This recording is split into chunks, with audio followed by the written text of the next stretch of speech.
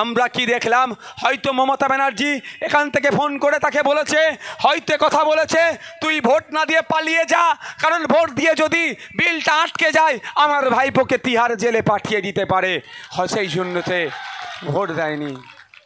আপনারা ভোট দিয়ে পাঠিয়েছিলেন সিএকে আটকানোর জন্য, তাই তো নাকি? আর পার্লামেন্টে গিয়ে ভোট না দিয়ে সিএকে পাস করানোর জন্য বিজেপিকে সুবিধা করেছে এই মমতা ব্যানার্জির দলেরা।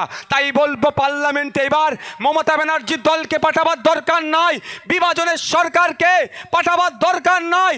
যারা সবকা সাথ সবকা বিকাশ বলে একটা নির্দিষ্ট কমিউনিটিকে তারা সবসময় পিছিয়ে দিতে চায়, তাদেরকে ভোট দেওয়ার কোনো প্রয়োজন নাই। তাই বলবো বন্ধুগণ, না রেখা পাত্র, না নুরুল ইসলাম সাহেব কোনো জায়গায় ভোট দেওয়ার দরকার নয়, অন্য কোনো সিম্বলে হাত দেওয়ার দরকার নয়।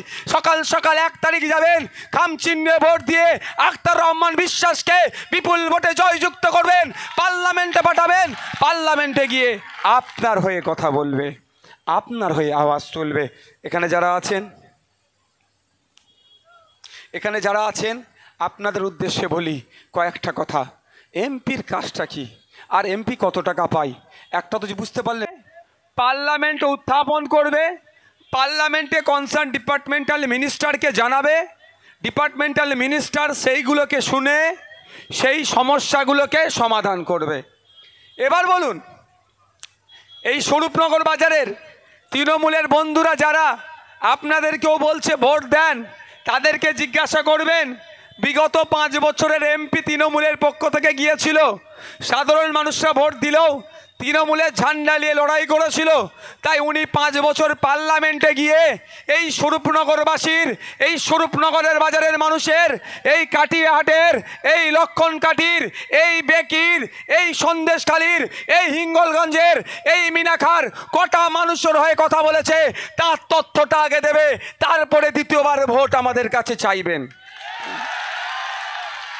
জিজ্ঞাসা করবেন না, শুধু বিজেপি এসে যাবে তার ভয় দেখে ভোট নিয়ে নেবে, আর হতে দেওয়া যাবে না। বিজেপির যদি ক্ষমতা থাকে ভারতীয়কে একটা দেশ থেকে তাড়াক।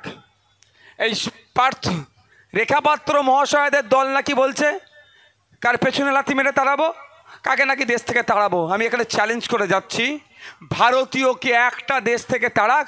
কত ক্ষমতা শুভেন্দু অধিকারীর আছে দেখে নেব, কত ক্ষমতা আপনার দিলীপ ঘোষের আছে সেটাও দেখে নেব। শুধুমাত্র ভোট নেবে বলে এই ভয়ের রাজনীতি করছে, প্রেসার পলিটিক্স করছে। আপনাদের কাছ থেকে তৃণমূলের বন্ধুরা ভোট চাইতে আসলে তাদেরকে বলবেন, ভোট নেওয়ার আগে বলুন একটা এমপির 1 বছরে 5 কোটি টাকা উন্নয়নের জন্য পাই। আমাদের 5 বছরের এমপি 5 বছর মানে 25 কোটি টাকা কোথায় কোথায় খরচ করেছে নুরশাত ম্যাম, সেটার তথ্য আগে আমি মানুষ, আমি ভোটার, আমাকে দাও, তারপরে দ্বিতীয়বারের জন্য আমাদের কাছ থেকে ভোট চাইবেন তো। শালীনতা বজায় রেখে, ভদ্রতা বজায় রেখে আপনি আপনার ভোট চাইতে পারেন, কারণ আপনি ভোট দিয়েছেন, আপনি আপনার এটাও জানতে পারেন। বন্ধুগণ, 1 বছরে 5 কোটি টাকা একটা এমপি খরচ করতে পারে তার নির্বাচনী ক্ষেত্রে উন্নয়নের জন্য। 5 বছরে তাহলে কত? 25 কোটি টাকা। এই 25 কোটি টাকা কতটা কাটমানিতে চলে গিয়েছে ওটা আপনাদের জানা দরকার। সেই জন্য বলছি, এই স্বরূপনগর বাজার থেকে আমি তৃণমূল কংগ্রেসেরকে চ্যালেঞ্জ করছি, হাজি সাহেব যিনি প্রার্থী হয়েছেন তাকেও চ্যালেঞ্জ করছি, 1 তারিখের আগে আপনাদের সৎ সাহস থাকলে, আপনারা কাটমানি না খেয়ে থাকলে ওই 25 কোটি টাকা কোথায় কোথায় খরচ করেছেন সেটা পাবলিক ডোমেইনে আনুন, সাধারণ মানুষের কাছে দেখান। দেখাতে পারবে না, দেখাতে পারবে না, আমি চ্যালেঞ্জ করছি 1 তারিখ পর্যন্ত দেখাতে পারবে না। কারণ ওই দেখুন একটা হাইমাস লাইট জ্বলছে, দেখতে পেয়েছেন? হ্যাঁ, লাইট কেটে গিয়েছে। কারণ জানেন ওটা কোন লাইটে হয়েছে আমি বলতে পারবো না, কিন্তু আমি বিধায়ক হয়ে আমিও কোথায় কোথায় গেঁড়াকল হয় সেই লাইনগুলো আমি জানতে পেরেছি। কেন লাইটটা কেটে গিয়েছে খোঁজ নিয়ে দেখুন। ওই লাইটটা তো হ্যাভেলসের দিয়ে আছে কথা ছিল, ফিলিপসের দেওয়ার কথা ছিল, 3200 টাকা দাম, ওর পরিবর্তে 800 টাকার মাল গুঁজে দিয়েছে। কদিন চলবে বুঝতে পারছেন না তো? নুসরাত জাহান কি কি কাজ করেছে 5 বছরে উনি দেখাবেন না ওনার দলের লোকেরা। কারণ এরা হাজী সাহেবের বড় করে ছবি দিয়ে বড় বড় ব্যানার করে বলবে হাজী সাহেবকে ভোট দেন, উন্নয়নের প্রতীককে ভোট দেন। আমি বিরোধী করব না, যেমন বড় বড় ব্যানার করছে, প্রতিটা অঞ্চলে একটা করে ব্যানার ঝুলাক। 25 কোটি টাকা কোথায় কোথায় খরচ করেছে, এরা ঝুলাবে না। কারণ জানি তো আমি, যদি একটা দেখায় 100 মিটারের রাস্তা, 8 ফুট চওড়া, 6 ইঞ্চি গেজ, 100 মিটারের রাস্তা, 10 লাখ টাকা বিল দেখাচ্ছে, আমি তো জানি কত লাখ টাকা খরচ হবে। কারণ আমিও তো ওই ধরনের কাজ করাচ্ছি, এস্টিমেটটা আমিও নিচ্ছি। যদি দেখি একটা 40 মিটারের হাইমাস লাইটকে 7 লাখ টাকা, ও কাজের জন্যই আছে। একটা হাইমাস লাইট 7 লাখ টাকা লাগিয়েছে 40 মিটারের, সেটা তো আমি বলতে পারবো। কারণ আমিও তো বিভিন্ন এজেন্সির কাছ থেকে দাম রেট চার্ট নিয়েছি, কত কত খরচ, 3 লাখ 3.5 লাখ খরচ, আর 7 লাখের এস্টিমেট দিয়ে মাল তুলে নিয়েছে। তাহলে তো বলে দেবো এর মধ্যে থেকে 4 লাখ 3.5 লাখ টাকা ঘাপলা হয়েছে। ওই জন্য এরা দেখাতে পারবে না। আমি চ্যালেঞ্জ করছি এদেরকে, পার্লামেন্টে গিয়ে মানুষের হয়ে কত কথা বলেছে।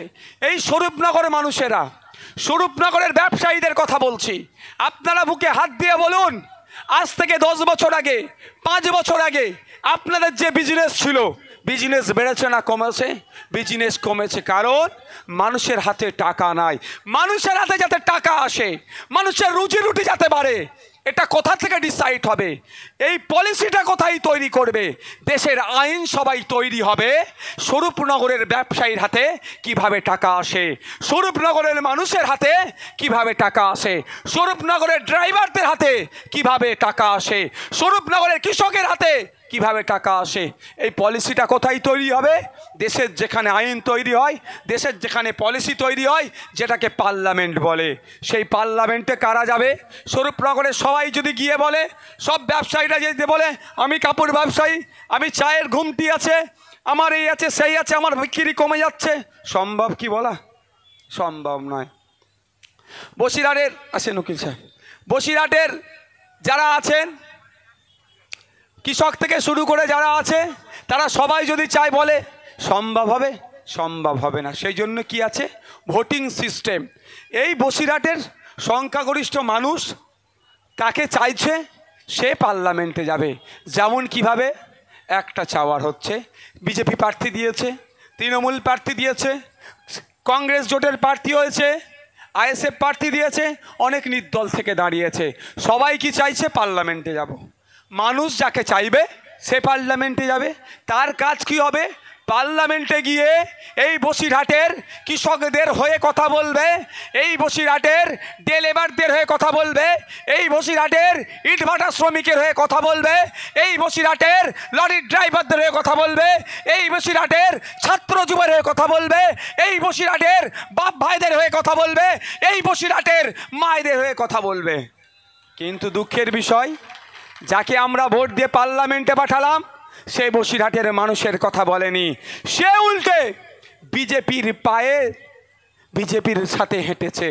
বিজেপি বর্বরদের সরকার, এই রেখাপাত্রদের সরকার, এই শুভেন্দু অধিকারীদের জমলাবাজের সরকার, এই দিলীপ ঘোষীদের বিভাজনের সরকার, হিন্দু মুসলমানের মধ্যে যাতে যাতে বর্ণে বর্ণে যাতে বিভেদ হয়, সেই জন্য এরা সিএ নামক বিল নিয়েছে। ওতে কিছু উপকারের থেকে বেশি বিভাজন হবে, এই বিল নিয়েছে। মানুষের মধ্যে লাগিয়ে দেওয়ার চেষ্টা করছিল। যখন ভোটাভুটি হচ্ছিল, এখানকার যিনি তৃণমূলের ভয়ে প্রার্থী হয়েছিলেন, জনগণের ভোট নিয়ে পার্লামেন্টে গিয়েছিলেন, তার কাজ হচ্ছিল, তার কাজ বিজেপির বিরুদ্ধে